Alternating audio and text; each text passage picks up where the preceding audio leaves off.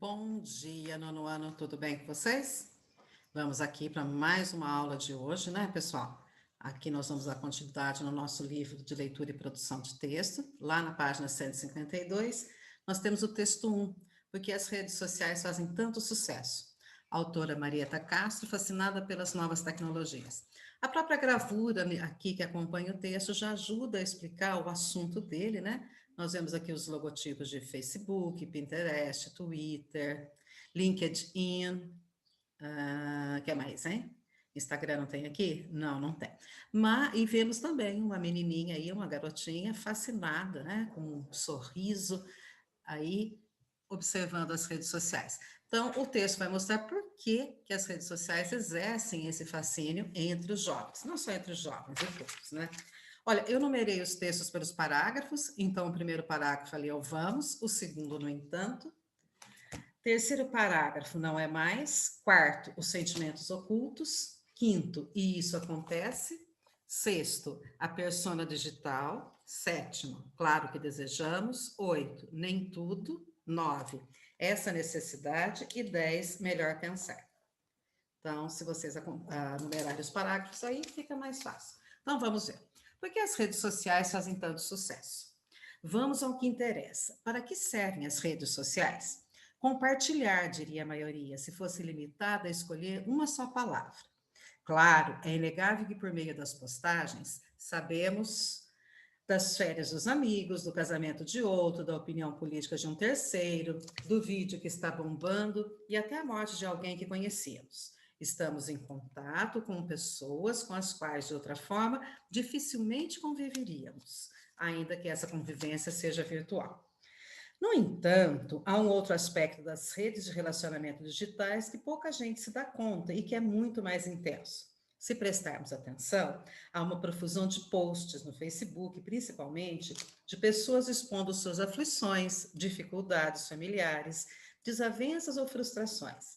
Essas postagens, que mostram o lado menos glamouroso de todos nós, fazem o gênero A Vida Como Ela É. E têm o objetivo mais sensível: buscar conforto emocional e solidariedade, empatia e compaixão. Não é mais, talvez nunca tenha sido de verdade, uma questão de compartilhar. É uma espécie de urgência emocional que requer palavras de conforto e incentivo. A mesma necessidade que nos faz ansiar por elogios quando postamos uma foto bonita, uma conquista profissional, uma viagem, um encontro, uma celebração.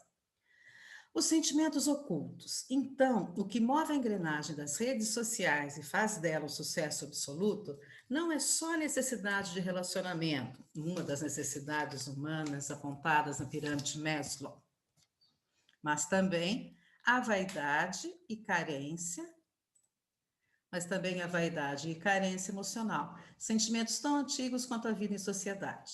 E não falo carência no sentido negativo de gente infeliz e solitária. Não. Falo de uma necessidade natural de sermos aceitos, queridos e valorizados, coisa que qualquer pessoa quer e a qual Maslow dedicou outro degrau de sua pirâmide, a estima. Aí, pessoal, nós temos aqui no quadrinho amarelo o que é essa pirâmide de Maslow. É uma organização hierárquica das necessidades humanas proposta por Abraham Maslow. São 5. Então, são 5 as necessidades, de acordo com esse estudioso, são 5 as necessidades que nós, humanos, precisamos, né? Fisiológicas, ou seja, as básicas, de segurança, sociais ou de amor, de estima e de autorrealização.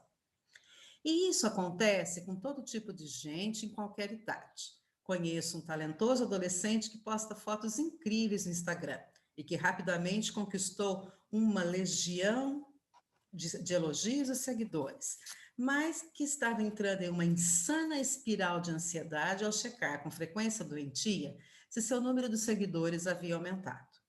No início do Twitter, havia empresas especializadas em fazer o seu número de seguidores aumentar 10 vezes em uma semana, em uma clara demonstração de que mais valia a quantidade do que a qualidade das suas postagens ou das interações, só para citar 2 exemplos. A persona digital. No afã de alcançarmos essa aceitação pública, as redes sociais são um trampolim perfeito. A interação no universo virtual, que hoje molda nossos atos de comunicação e existência, nos permitiu criar quem queremos ser, desenhando uma persona, termo emprestado da psicologia, que se traduz como o jeito, como desejo que os outros me percebam. Claro que desejamos que essa nossa persona digital seja interessante e atraente, ainda mais porque via redes sociais alcançamos muito mais gente nas nossas relações. Embaralhamos a realidade real e a realidade virtual. Como diz o antropólogo Tomás de Zengotita, ninguém mais simplesmente é. A autenticidade foi substituída pelo que achamos que devemos aparentar. Nem tudo é o que parece. A ideia de que as aparências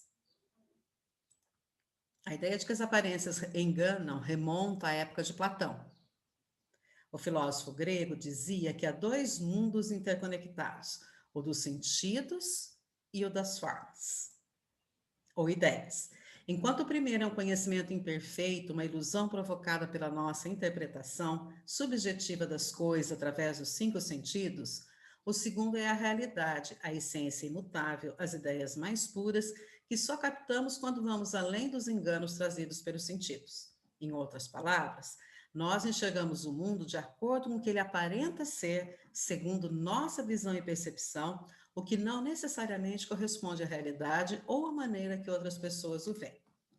Essa necessidade de ser ou parecer ser cool, inteligente, bem informado, bem-sucedido e de quebra só fazer coisas legais é uma faca de dois gumes. De um lado, pode significar uma ambição positiva, com ação aclopada, claro, senão não adianta nada, de ter uma vida menos ordinária, não se contentando com o destino e construindo um futuro cheio de significado e prazer. De outro lado, pode gerar uma ansiedade sem tamanho e levar a se esconder no mundo virtual, em uma perigosa opção de não sair para a rua em busca de seus sonhos, de ficar travado no que você gostaria que fosse e não no que realmente poderia ser depois do seu esforço, foco e dedicação. Melhor pensar em todo o universo de possibilidades de aprendizagem, entretenimento, informação e crescimento profissional que as diversas mídias podem oferecer. Não, não é preciso abandonar o prazer de curtir a foto do bebê de sua amiga de infância e acompanhar a vida de pessoas queridas que estão longe. Mas o importante é não se tornar escravo de um universo paralelo, de uma rede social mundo perfeito. Apesar de tudo, a vida lá fora ainda pode ser muito prazerosa se nos dedicarmos a construir as melhores experiências em carne e osso. Aí nós temos o cantinho aqui, né, pessoal? Três palavrinhas que apareceram no texto: autenticidade, qualidade de verdadeiro; cool, que é uma palavra em inglês que significa legal, descolado, né? Aquilo é cool, né? E empatia, a capacidade de se identificar com alguém e ou com as emoções de outra pessoa. O texto foi escrito aqui, olha, a indicação bibliográfica aqui no finalzinho da página, né? O texto foi escrito por Mariela Castro, porque as redes sociais fazem tanto sucesso, publicado na revista exame.com, revista virtual, né? 10 de março de 2015, e aí você tem o site para o acesso, exame.abril, porque as redes sociais fazem tanto sucesso, publicado pela Abril Comunicações S.A. Gente, o texto ele é muito verdadeiro, né? Quando ele começa falando lá no começo, lá no início, lá no primeiro parágrafo, ele já faz a pergunta, né? Para que servem as redes sociais? Tá? Aí é lógico que ela serve para você, como o próprio texto diz, para você curtir a foto do bebê daquela sua amiga de infância, né? Então, afinal de contas, ela já teve um bebê, ela já é mãe, então você vai lá e curte a foto dela, né? Agora, então, isso nos leva ao conhecimento, né? Então, isso nos leva a conhecer as outras pessoas, a saber o que é que elas estão fazendo. O problema é quando as pessoas querem construir uma realidade paralela, uma verdade paralela, ou seja, na vida dela tudo é muito legal, na vida dela todos os passeios são muito legais, não tem tristeza, né? Se fosse antes da pandemia, iria postar fotos lá de todas os churrascos, né, os encontros, a mesmo agora em época de pandemia, quando todo mundo fala fique em casa, evite aglomerações, ainda tem gente que posta muita foto, né, de festas, de baladas. Então, aí já é um outro problema muito grave, né, já está indo contra o que se prega, né, de que o isolamento social é que vai acabar vencendo essa pandemia, né? Então, o texto também fala, pessoal, uma coisa interessante, quando ele fala lá, pirâmide de Maslow, lá no quarto parágrafo, que nós temos necessidades humanas básicas, né? Que são 5. Fisiológicas são as básicas. Então, quando você tem sede, você tem uma necessidade fisiológica, quando você tem fome. A necessidade de segurança, as necessidades sociais ou de amor, de estima, ou seja, de ser estimado, de ser querido pelas pessoas e de autorrealização, aquilo que é, eu vou fazer tal coisa, eu sou estudante, eu estou autorrealizada com isso, eu sou vendedora, eu sou enfermeira. Então, a autorrealização através da sua profissão, daquilo que você faz, né? E que as redes sociais cumprem um pouco dessa função, porque as redes sociais, elas estão por trás dessas necessidades humanas. Por exemplo, a necessidade de estima, a necessidade de autorrealização. Quem posta demais, quem posta toda a sua vida ali numa rede social, é porque está querendo a aprovação de outras pessoas. Ela está querendo uma autorrealização.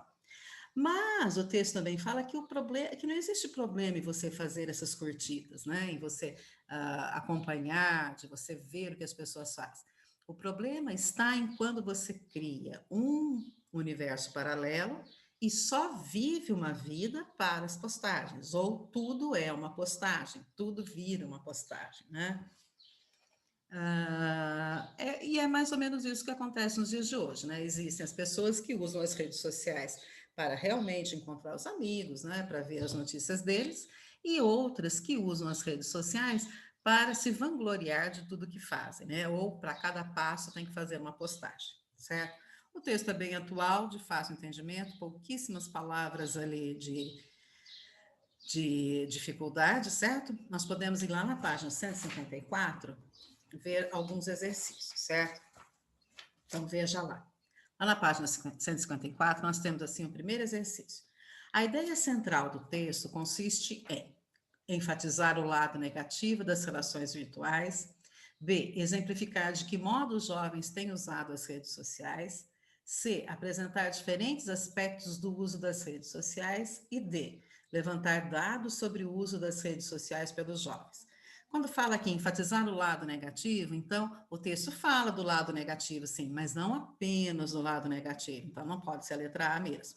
A B, exemplificar de que modo os jovens têm usado as redes sociais.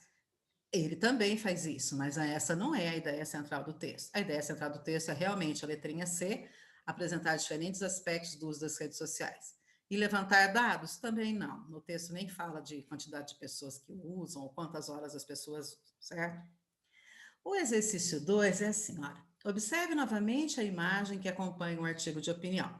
Explique a relação que pode ser estabelecida entre ela e o tema do texto. Então, se nós voltarmos lá para o início do texto, nós vamos ver a menininha ali cercada de logotipos de redes sociais, certo? E aí, o exercício 2 pede a relação que existe entre a foto e o texto, tá?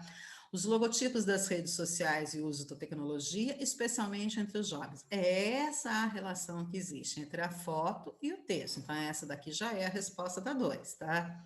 Explique a relação que pode ser estabelecida entre ela, entre a imagem e o tema do texto. Os logotipos das redes sociais e o uso da tecnologia, especialmente entre os jovens. 3. No primeiro parágrafo do texto, a autora afirma que a maioria das pessoas usaria a palavra compartilhar para indicar a principal função das redes sociais. Então, compartilhar informações, compartilhar fotos, né? Com isso em mente, leia o verbete a seguir. Aí nós temos um verbete do dicionário. Desculpa. Um verbete do dicionário é aquela palavrinha que vem em destaque no dicionário e que vai mostrar a definição da palavra, vai mostrar o significado da palavra. Então, o que é compartilhar? Compartilhar é um verbo transitivo direto e transitivo indireto, ou seja, ele precisa de um complemento com preposição e um complemento sem preposição. Quem compartilha, compartilha alguma coisa com alguém. Por exemplo, o professor compartilhou a nota com os alunos. Compartilhou o quê? A nota. Com o quê? Os alunos. A nota é objeto direto, com os alunos objeto indireto, então compartilhar vai ser um verbo transitivo direto e indireto, por isso que tem ali, né? Qual o primeiro significado de compartilhar? Ter ou tomar parte em, arcar juntamente. E ele é bitransitivo. Transitivo direto, transitivo indireto e bitransitivo é a mesma coisa, tá? Quer dizer, compartilhar, compartilhar com. Esse verbete, essa informação veio lá do dicionário Ruais, o dicionário eletrônico Ruais da língua portuguesa, tá? Sempre que eu tiver em dúvida em uma palavra, essa é uma boa fonte de informação, tá? Você coloca lá na barra do Google, dicionário eletrônico Ruais, e aí você procura a palavra que você quer. Aí vem a perguntinha A. No contexto das redes sociais, a palavra mantém o significado? Sim, sim. A palavra surgiu antes das redes sociais, mas ela está sendo agora usada para se referir a Facebook, Instagram. E ela manteve o mesmo sentido, o mesmo contexto? Sim, pois as pessoas usam redes sociais com a finalidade de compartilhar informações e interesses com os amigos virtuais. Então, compartilhar aqui no sentido de compartilhar, partilhar, ter ou tomar parte, certo? E a perguntinha B.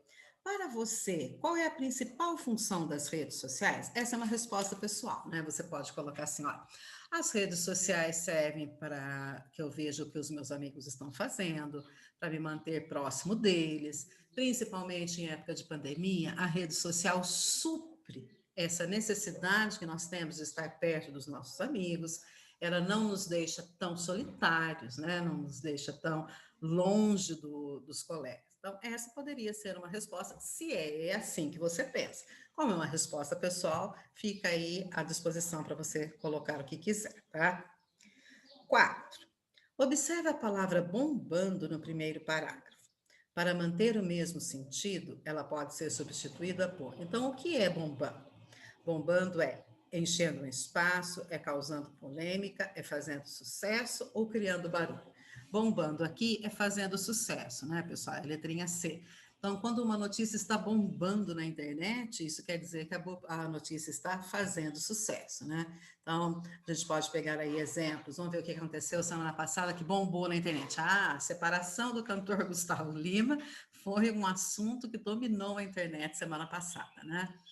Então, como que ele largou, ele acordou a mulher de madrugada, e muita gente lá falando, e se ele me acordasse de madrugada para fazer isso, ele ia acordar com um socão no meio do nariz, né? Então, a gente pôde acompanhar lá muitas informações, né? A gente pôde acompanhar muitos comentários das pessoas, ele fez certo, porque se ele não gostava mais dela, ele teria que realmente fazer isso. Outras pessoas já criticavam, não se acaba um casamento dessa maneira, ou seja, a vida do cantor foi exposta para o Brasil todo, para todo mundo dar o seu palpite, né? Se está certo ou se está errado. Então, essa era uma notícia que estava bombando na semana passada, né?